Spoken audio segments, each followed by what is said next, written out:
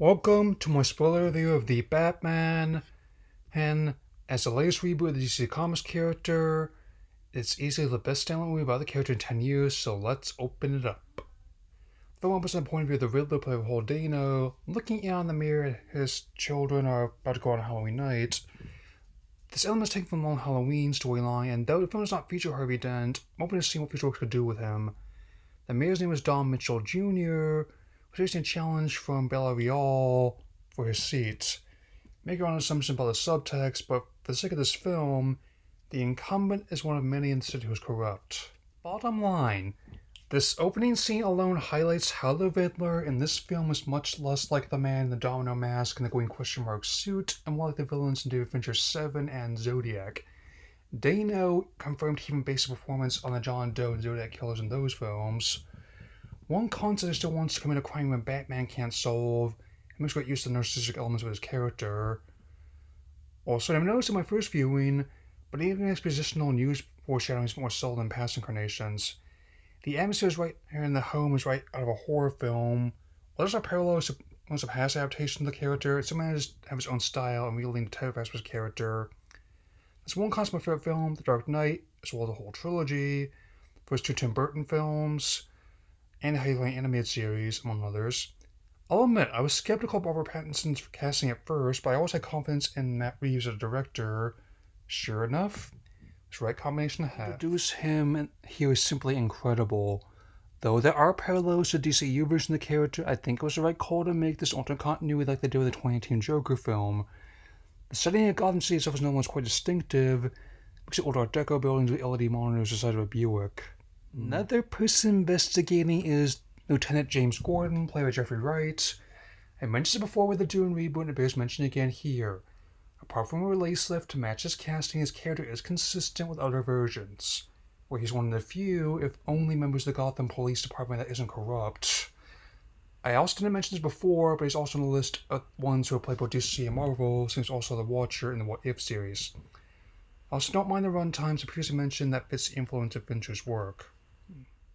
On top of the score from Michael Giacchino, the film makes great use of Nirvana's Something in the Way, and Rob even based their performance on Kurt Cobain. They haven't found a way to justify the eyeliner some version of the character wears and a good shade for him.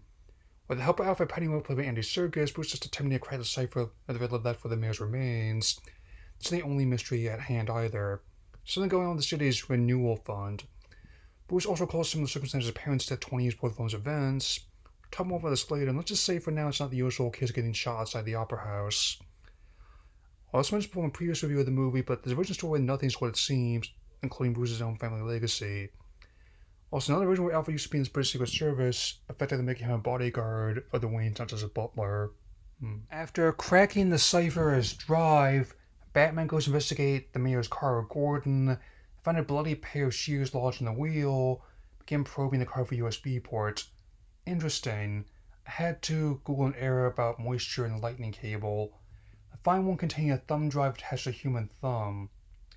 It definitely earns a comparison to Zodiac and Seven.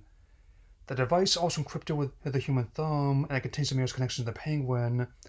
Oswald Cobblepot, played by Colin Farrell. He's getting his own spin-off series, and this is another version that focuses on the gangster aspects of his character. I also have an issue with him not smoking in this version, since DeVito and the anime version just had the holders unlit props. Just to have an open bar at the Iceberg Lounge, as one of the several dealing designer drug known as drops. Half-hour mark is a nightclub fight scene, and a stand-up moment in the film demonstrating how practical action is still alive and well in this day and age. Also introduced the Catwoman, Selena Kyle, played by Zoe Kravitz. She previously auditioned for the role a decade ago, and now she finally got a chance to take it on.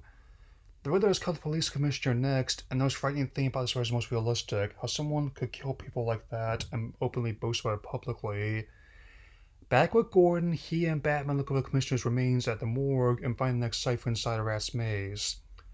45 minutes in, the plot thickens. Let's say the rat has multiple meanings we're about to find out. See an extra pair of special contact lenses with hidden cameras. Bruce and Selena try and find the rat in the Iceberg Lounge. Not the first way I've seen do this, but I do like this aspect of eyes being every area of the city in more ways than one. He finds William Kenzie, the corrupt cop in GCPD, before Selena heads to hospitality room.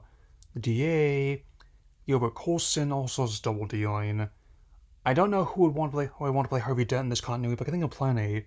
Naturally, his addiction has made his tongue a bit looser. Half his office is corrupt and on drops. Just let slip about Riddler and the Rat, and latter cases were connected with Salvatore Maroni and Carmine Falcone, latter being played by John Turturro. Rats and penguins, dude. After finding out about Selina and Falcone's history, the DA is attacked by the Riddler and Batman goes to Gordon about the rats. Bruce also prepared to attend the mayor's funeral, and Alfred discovers a part of the next cipher, a rat with wings.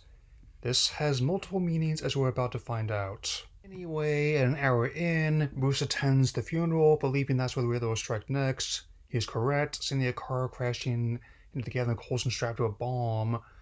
The Riddler calls the phone strapped to Coulson, with his followers watching as 3 more riddles are presented.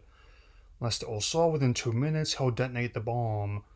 The first answer is justice, the second is bribes, only $10,000 to stay quiet about the DA cases. However, they won't divulge a rat in his office and he dies.